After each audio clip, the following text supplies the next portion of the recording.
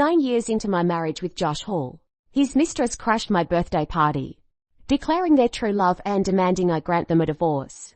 Josh stood by, cold and indifferent, waiting for me to handle his unruly love as I always had.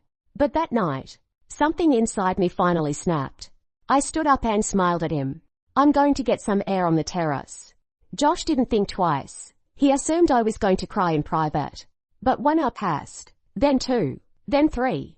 I never came back. When he finally went looking for me, all he found on the terrace was a spent cigarette and a ring. That's when he knew I was never coming back. In the 5th year of our marriage, Josh Hall kept a hauntingly beautiful ballet dancer as his mistress. Her name was Luna. Someone told me that the first time Josh saw Luna, he became mesmerized by her ethereal grace, the way she moved like moonlight itself. He kept her hidden away like a dragon hoarding treasure, letting no one near her, not even me. But tonight, here she was. Luna stood before me, eyes red-rimmed, filled with accusation. Mr. Hall doesn't love you anymore. He loves me now. Don't you think it's cruel and unreasonable to trap him in this marriage? Mr. Hall and I are truly in love. Please, just agree to the divorce and let us be together.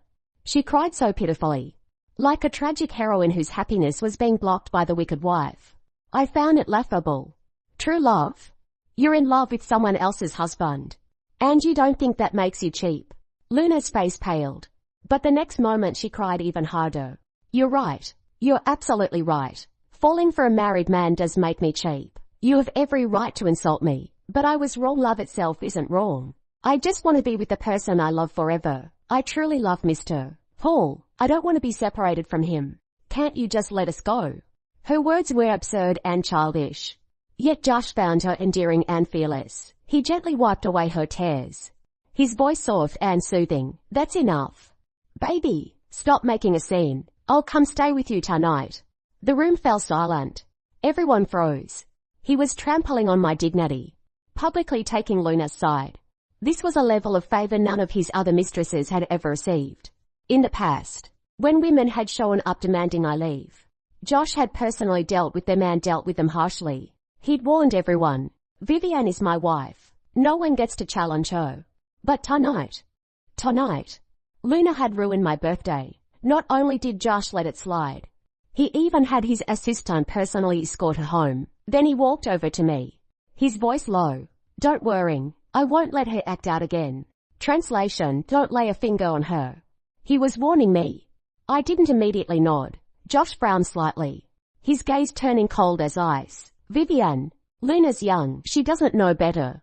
He was already making excuses for her. I understand. Don't worry.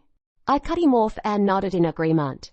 Josh's expression softened. He reached for my hand, but I instinctively pulled away. His face darkened with displeasure, but I simply smiled at him. I'm going to get some air on the terrace. Josh nodded. Come back soon. We're waiting to cut your cake. Okay. I turned and left. I could feel his eyes on my back the entire time, but I never looked back. Not once. Outside the ballroom, rain fell in a steady patter. I lit a cigarette.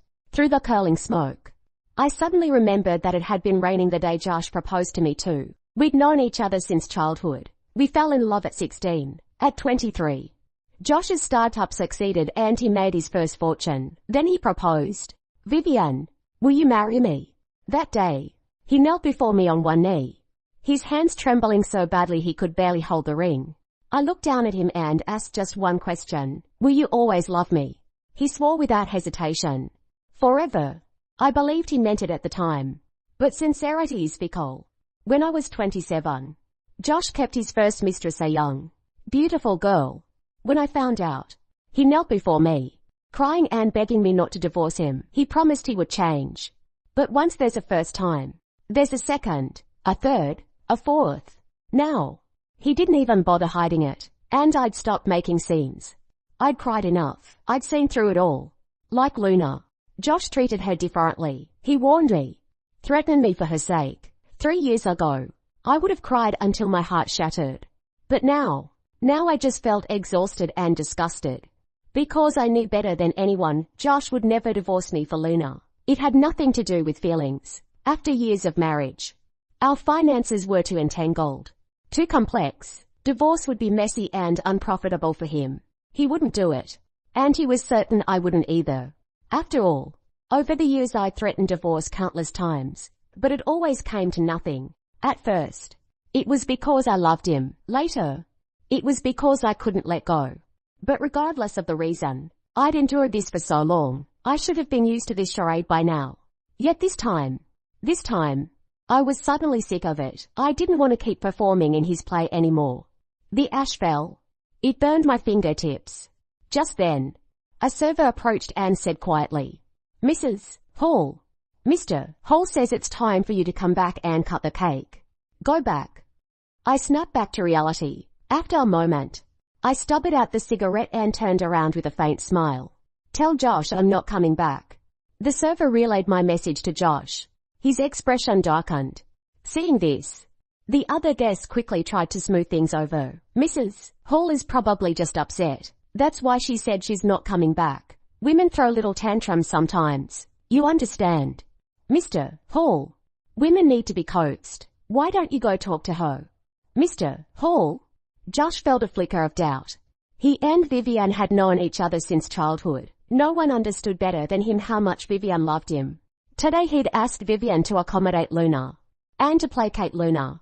He'd said he'd spend the night with her. He shouldn't have said that.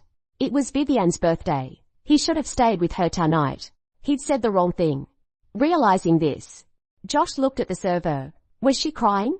Vivian had always been a crybaby. She cried when she was sad, cried when she was happy. She'd even cry over melodramatic TV shows and lose sleep over them. She was sensitive and fragile.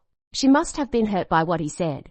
So she made up an excuse to go outside and cry in private. Josh felt a twinge of guilt. Vivian was his wife, and today was her birthday. He shouldn't have embarrassed her for Luna's sake. He should apologize.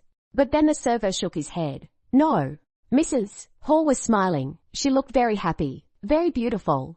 Josh frowned, surprised by this answer. But a moment later, his face hardened, his tone turning icy. Then what's she playing at? She's a grown woman, not a child throwing a tantrum. If she doesn't want to come back, fine, let her sulk. The guests exchanged glances but didn't dare say more. They could only wait. But 1 hour passed, then 2, then 3. Vivian still hadn't returned to the ballroom. Josh's expression grew darker. He stood and headed for the terrace. A high society wife, a matriarch of wealth and status. Yet here she was, walking out of her own party over some mistress, making herself and him look foolish in front of all their guests. When he found Vivian, he was going to give her a piece of his mind. But when he reached the terrace, it was empty. Rain pattered down softly. By the trash can lay a spent cigarette and a ring. Josh's heart trembled. That ring was the silver band he'd used when he proposed. Over the years, he'd bought Vivian countless pieces of jewelry, but she'd always treasured this simple silver ring above all else, treating it like something precious. Now, she'd tossed it into the trash like garbage. She didn't want it anymore. Just then, the wind picked up, driving rain against his shirt. His body turned cold, but his mind became crystal clear. Vivian was never coming back. 本音频由魔音工坊 AI 生成，